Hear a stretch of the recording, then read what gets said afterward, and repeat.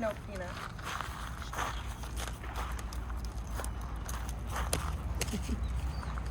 So with Gamble, he, like, if I allow him, his sweet spot would be like right by my left side, and he'd really, really hunt to stay there. So for me, I'm using the the lunge whip just to create a boundary between us. And when I create that, he kind of shuts down and doesn't want to move. Got 2 dogs loose, but we've got 5 dogs just untethered around the area to kind of make the yard feel like there's a lot of dogs without there being a lot of dogs loose and invading its space. So my first thing is just getting him to move around. I'd love it if he started smelling the air, smelling the ground, anything other than him feeling shut down. Yeah, smelling can be a little bit of avoidance too, but it would at least be exploring something, not feeling shut down like this. Like, he doesn't want to move, he doesn't want to look at the dogs, he's just has no clue what is the right choice in this kind of environment. So I'm gonna just keep walking, not let him stay by me, so I'll create that boundary. As long as he's a lunge whip length away from me, I'm fine with that. We're gonna keep our session super short. I'd love it if he started sniffing the air in the direction of a dog, like right there, he started sniffing a little bit. Yesterday when we did this is our second go around of doing this. He, at the end of it, felt comfortable to lay down in the vicinity of this dog right here. The cool thing is right now my pack is almost all females, which is helpful because Gamble, if he does like dogs, he's liked females in the past, so it's kind of nice in that sense.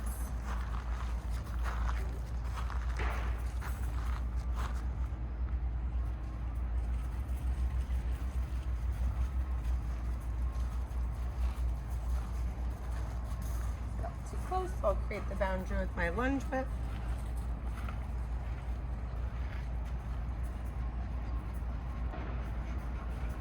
If he wants to move around on his own, I'm totally fine with that. If he wants to go towards dogs, go towards the trees, anything of him not doing this and staying stuck down is a step in the right direction. So I'll allow any of that.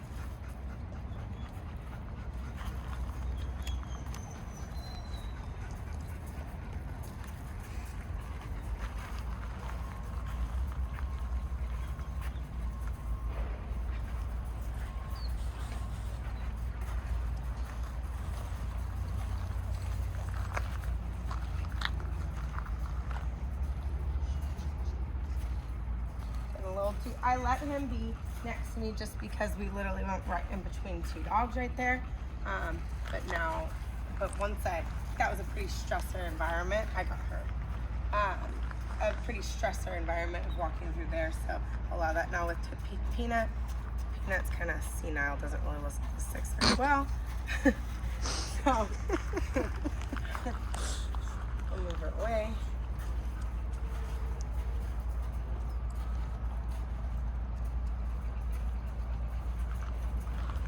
So funny, like out of all the dogs,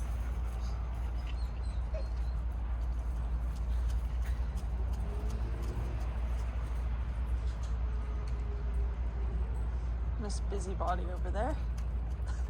Lay down, girl. Good girl. Lay down, Ruthie. It's like me boy, too. Come on, Gamble. Good boy.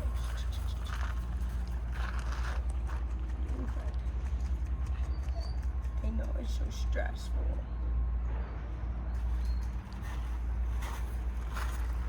Melissa.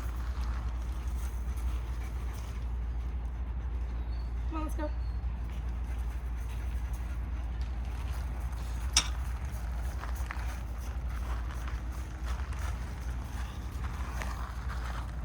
Good movement here. A little close. I'll just remind him that this spot is not allowed in this environment because he uses it totally as avoidance. No, Tina.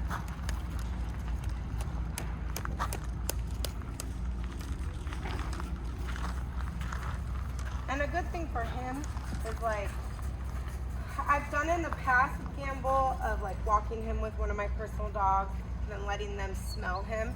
And he was fine with the walk, or he got fine with the walk. And then the second that I let the dog smell, he got really defensive of it. So for me, which is typically the way that I would slowly go, for him, he needs to just show that like we can keep all the dogs away from you. So I won't let any of the dogs come up to him until he goes up to them first. And I think for him, who is so defensive and insecure about the dogs, he needs to have the choice on his own. So here we got some smelling. I don't know what he's smelling, but it's a step in the right direction. Maybe looking for an escape route, but I'll let him go through those motions and decide that he can't do that.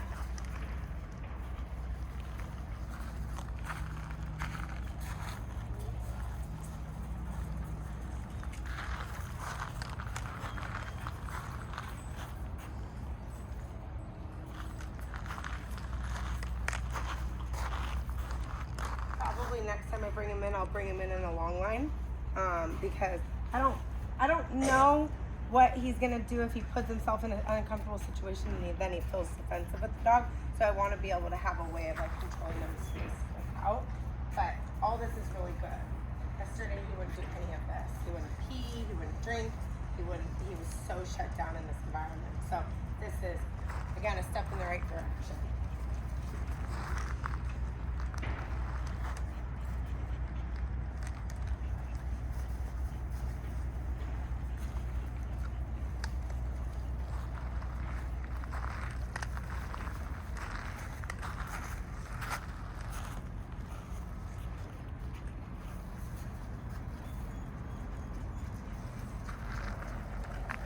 And the dogs have to go through trial and error. So he wanted to be by my side, that doesn't work.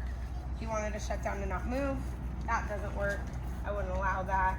So now he's trying to figure out a way of getting out. There's no way for him to get out. So eventually he'll stop that choice too. And I could tap the collar a little bit right now, just as he keeps getting a little frantic about leaving, but I'm curious at how far this will go.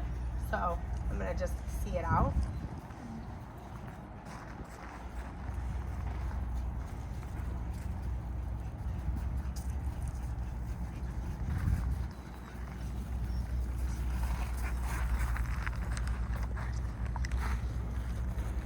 Gamble, come on. Good boy. Feeling a lot looser.